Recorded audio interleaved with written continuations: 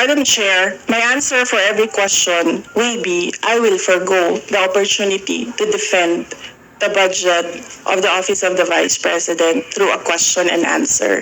And I will leave it to the House to decide on the budget submitted.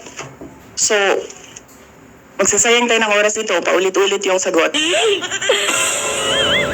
Yes, I will not repeat my question every time, my answer every time there is a question.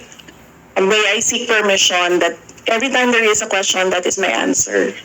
Next to interpret is the Honorable Benny Abante.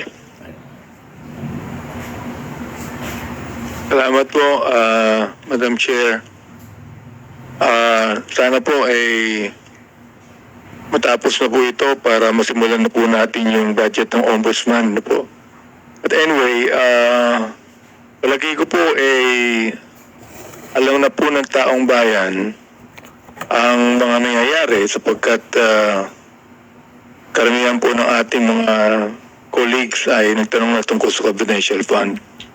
Pero gusto ko lang po tanungin si Madam Vice President if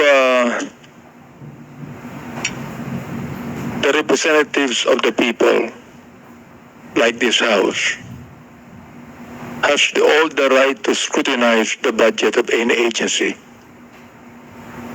Madam Chair. Madam Vice President. Madam Chair, is it a question? I think it's directed to the House. No, I'm asking you the question, Madam Chair. I'm asking the question to the resource speaker if she believes that this House, being the representative of the people, has the right to scrutinize the budget of any agency.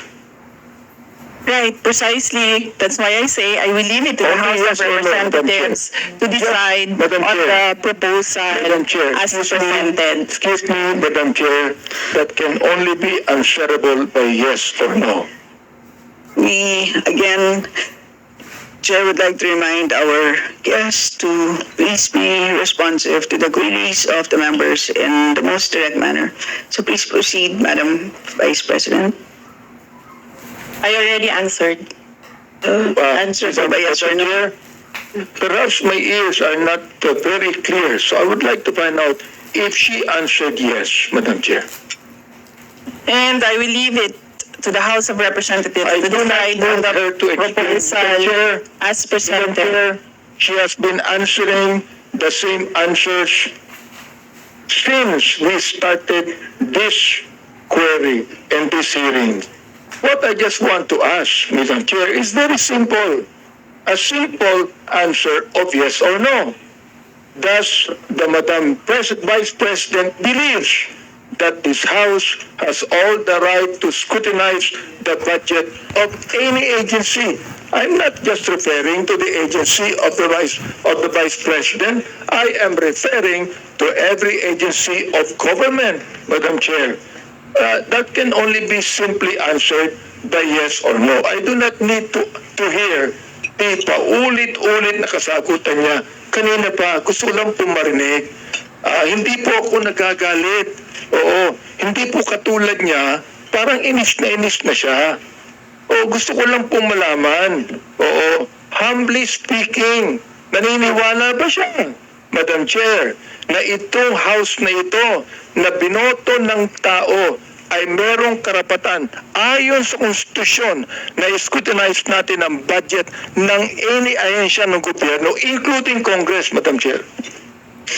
Madam Vice President. Madam Chair, may I request the Secretariat to put on record cut and paste. I will forgo and I will leave my previous answer. Madam Chair, I would just like to ask, why is it very hard for her to answer yes? I'd like to ask, why is it, Madam Vice President, why is it so hard for you to answer yes when you know that the answer should be yes? Why do you have to explain?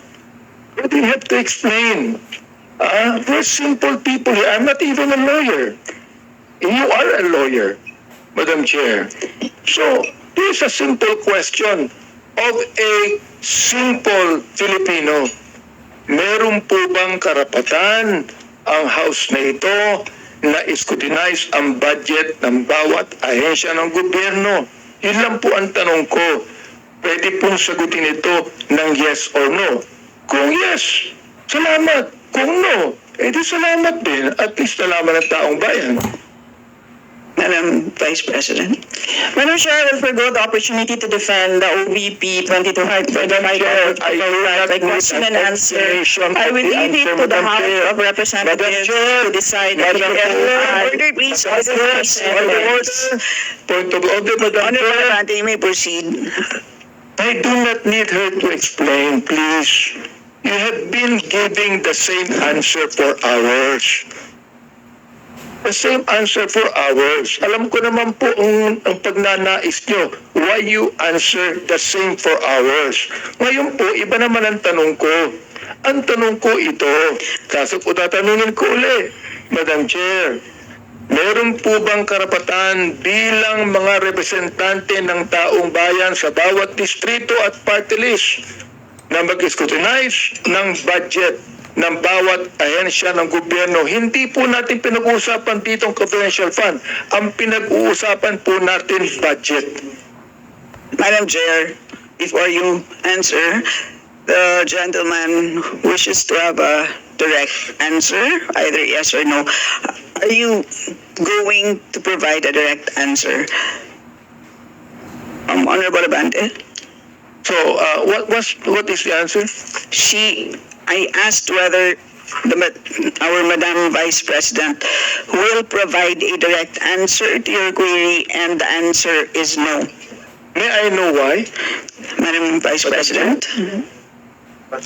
And her answer is no as well. I don't think that would be the right answer, Ms. The question is, may I know why? And her answer is no.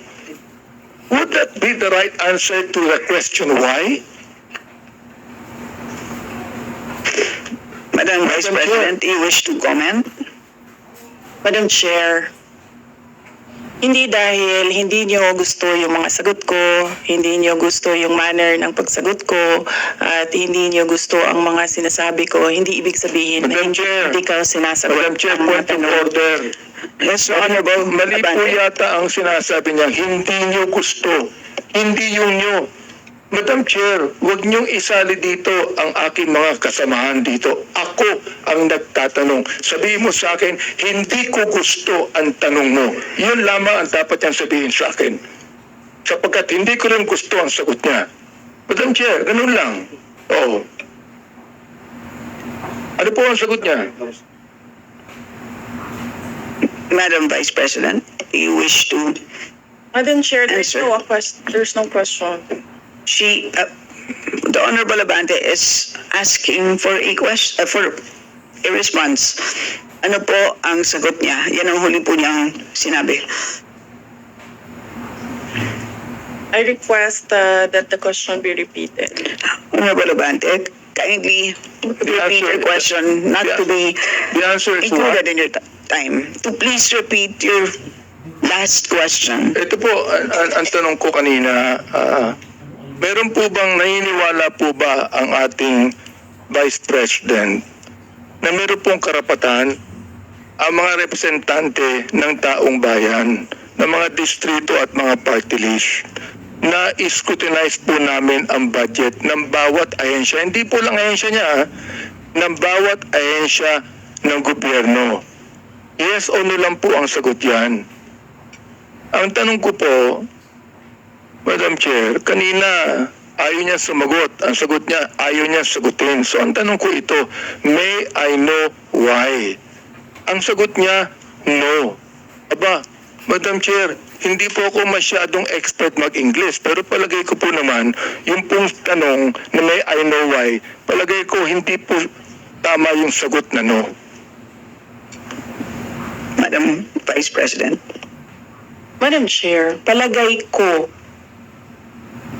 So that explains it. It is his opinion. Madam Chair, It's up to you. You are the deciding officer. Madam Chair, hindi ko po opinion yun. Nakalagay po sa Constitution yun tulad po ng Vice President natin naniniwala po siya sa mandato niya bilang Vice President na aayon sa konstitusyon. Ganoon din po ang mandato natin dito na meron tayong karapatan mag-scrutinize ng budget ng anumang ahensya ng gobyerno ayon sa konstitusyon. Ang tanong ko sa kanya, naniniwala ka ba doon? Madam Vice President. Madam Chair, umikot na po tayo, bumalik na tayo sa simula, natapos na yon, nasagot na. Ang sinabi, palagay ko, hindi iyan ang tamang sagot. Kung hindi niya gusto yung sagot ko, hindi ibig sabihin na hindi ako sumagot.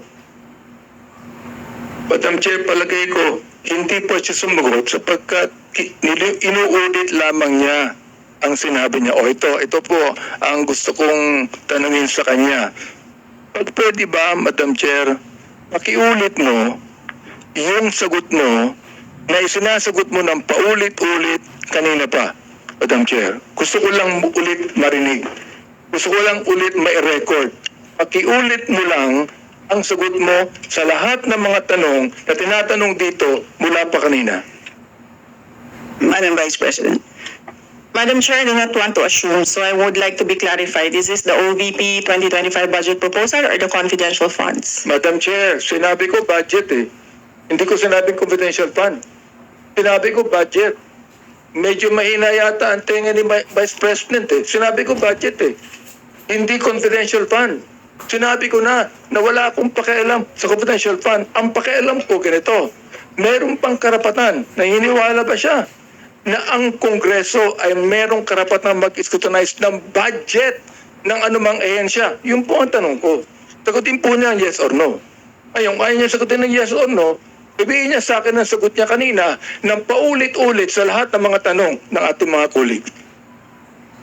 I will forgo the opportunity to defend the Office of the Vice President 2025 budget proposal by question and answer, and I will leave it to the House of Representatives to decide on the proposal as presented.